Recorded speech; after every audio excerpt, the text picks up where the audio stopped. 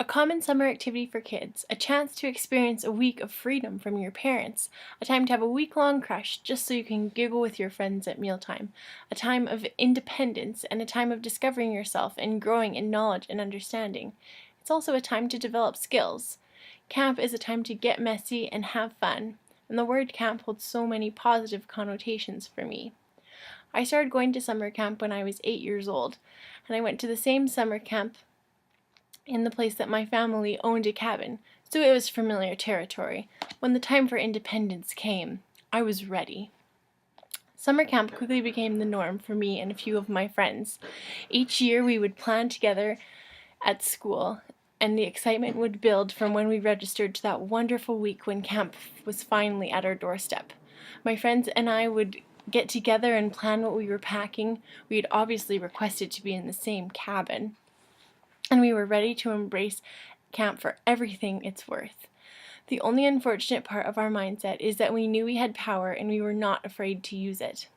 For many kids, camp is a fun escape from where showering is optional and they serve your new favorite meal every night. For us, camp was another opportunity to rule and to create drama. We were all high to middle-class girls who loved attention. Upon arrival, we would set up our territory in our cabin, carefully picking beds that were near one another. Once we were set, it didn't take long to find our subjects. We knew the power we held, and we used it to create class divisions amongst the cabins and activity groups.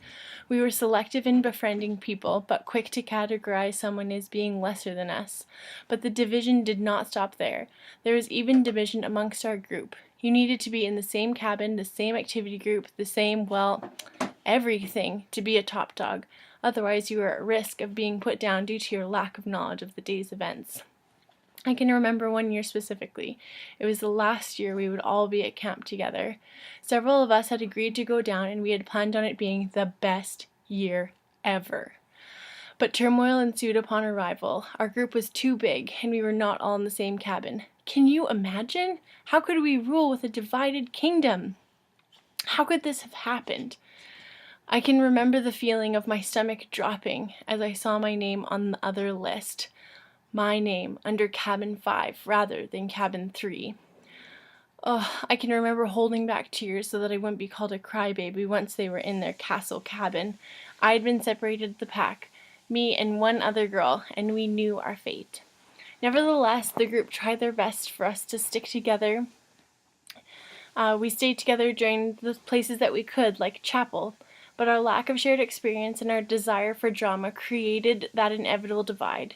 I can remember sitting together before chapel, and they would be chatting about a situation that had gone down in their cabin. I couldn't relate. I had nothing to offer to the conversation, and I experienced just a sliver of what we had spent years putting other people through.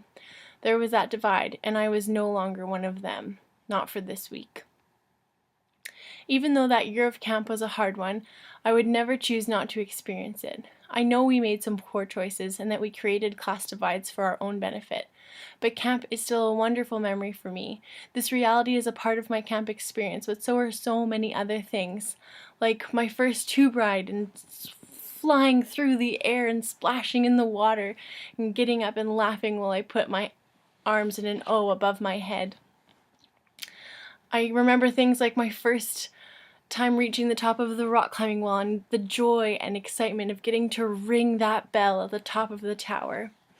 There are memories of making new friends and sleeping under the stars. Camp was a place where poor choices were made, but it was also a place of learning new skills, independence, and the importance of being kind to all.